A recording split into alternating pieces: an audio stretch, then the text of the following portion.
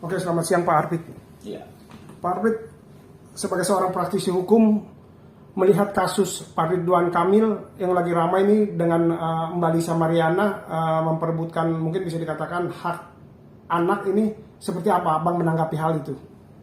Ya, bukan merebut hak anak ataukah seperti apa? Kalau saya melihat dari sudut pandang percakapan, ya pertama yang bisa kita lihat, ya di situ ada percakapan, di situ ada satu permintaan uang yang jelas ada permintaannya itu, ya kalau kiranya ada permintaan, adanya satu maksud dalam satu fakta, itu jelas saja laporkan saja itu tindak pidana pemerasan atau pencemaran nama baik.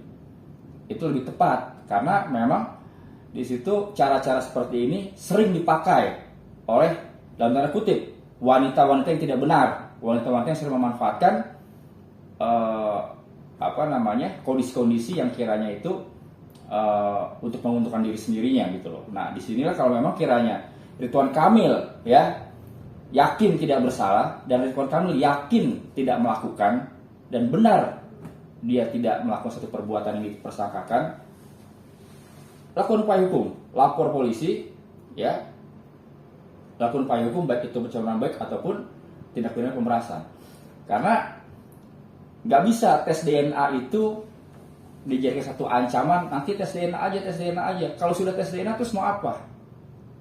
Apakah bisa dijadikan bukti? Kalau kita bicara soal tes DNA dapat dijadikan bukti, kita mengacu pada putusan MK, ya. Putusan MK itu bilangnya itu anak luar kawin memiliki hubungan hukum dengan ayahnya selama teknologi dapat membuktikan dan dapat dibuktikan secara hukum.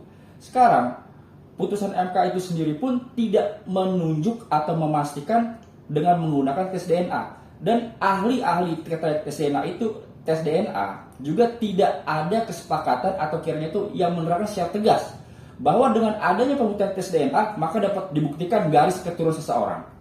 Ya, kalau kiranya itu model-model seperti ini, tes DNA itu tes DNA segala macam dengan ancaman-ancaman seperti ini pelakor-pelakor ya yang kiranya itu wanita-wanita kayak begini, ini bisa jadi mata pencarian yang kiranya itu dapat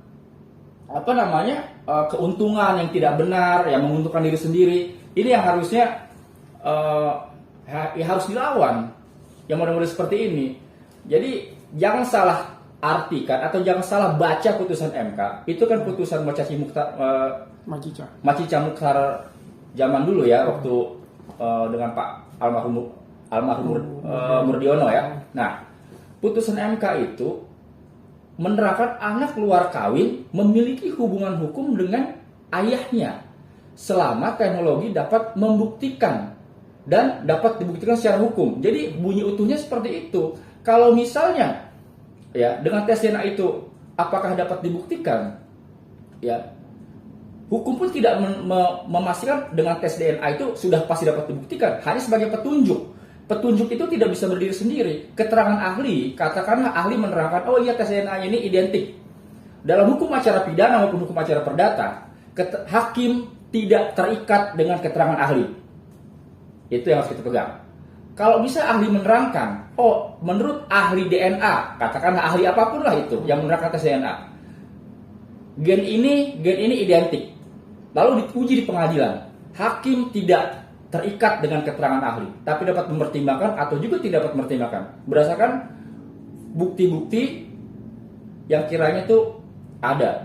Misalnya kalau hukum acara perdata ada bukti surat, ada bukti saksi, ada bukti persangkaan, ada pengakuan, ada keterangan ahli. Begitupun hukum acara pidana, ada keterangan ahli juga, ada saksi, surat, ya, pengakuan terdakwa, keterangan ahli.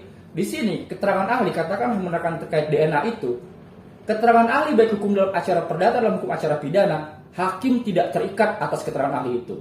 Jadi bukan berarti serta merta orang tes DNA itu langsung dapat dibuktikan dialah garis keturunannya. Itu salah. Oke Bang, berarti mungkin apa yang dikatakan oleh salah satu lawyer kondang lah, saya nggak usah sebutin namanya itu, yang lagi viral saat ini, berarti bisa dikatakan bukan hanya sebatas tes DNA aja ya bisa membuktikan bahwa itu garis keturunan, bisa dikatakan seperti itu ya Bang ya? Kalau saya rasa karena memang kan kita bicara hebohnya DNA itu udah pasti, DNA itu paling canggih. Tapi hukum itu nggak bisa diasumsikan, harus secara jelas baik secara kata, secara arti maupun secara penyebutan. Ya, kayak narkoba. Apa narkoba itu? Tanaman dan bukan tanaman. Bukan tanaman itu apa? Obatnya apa jenisnya? Kalau ada obat yang belum diklasifikasikan dalam Undang-Undang Tindak Pidana Narkoba, seperti dulu kasus Raffi Ahmad, nah itu belum bisa dikatakan asas legalitasnya itu terpenuhi. Sama halnya kalau kita bicara tes DNA, apakah sudah pasti? Hukum tidak menerangkan itu, tapi teknologi membuktikan. Berarti kan mengacu pada keterangan ahli dan dapat dibuktikan secara hukum. Kalau kita bicara secara hukum, tidak hanya dengan satu bukti, melainkan dengan dua alat bukti atau lebih yang berkaitan yang menunjukkan pada satu fakta bahwa itu adalah terbukti. Jadi nggak bisa dengan tes DNA sudah pasti, dengan ancaman, ayo tes DNA ya, kalau nggak saya minta 2 miliar. Pemerasan itu udah dengan maksud itu kayak gitu. Sekarang kalau fakta-fakta kayak begini bisa berkembang dan mungkin banyak terjadi, banyak orang-orang yang diancam dengan model-model seperti ini.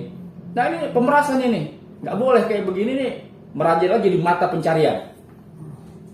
Oke, Bang. Jadi langkah apa Bang yang harus mungkin dilakukan oleh Pak Ridwan Kamil seperti apa Bang? Ya kalau saya rasa secara tegas laporkan tindak pidana pencemaran nama baik dan juga pemerasan. Ya dia itu karena dia melalui ITE ya, kayak pasal ITE-nya pasal 27-nya dia bisa pakai, dilapor ke Bareskrim seperti itu. Bang kalau boleh tahu ini delik aduan ya Bang kalau yang delik aduan. Iya.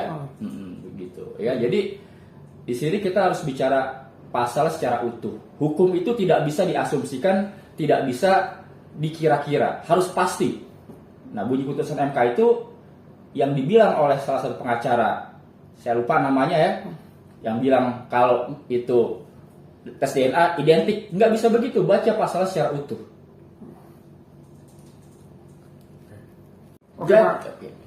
Jadi kalau kita bicara tes DNA itu tidak dapat dijadikan bukti mutlak dalam hukum, secara hukum, bahwa dengan identiknya tes DNA maka dapat dibuktikan garis keturunan seseorang. Itu tidak dapat dikatakan sebagai pembuktian yang mutlak, tapi dapat sebagai acuan alat bukti, tapi tidak mutlak satu-satunya, karena tidak ada dalam hukum apapun, baik itu perdata, pidana, tata usaha negara, cukup dibuktikan dengan satu alat bukti. Pasti kalau kita ada perjanjian, pasti ada saksinya.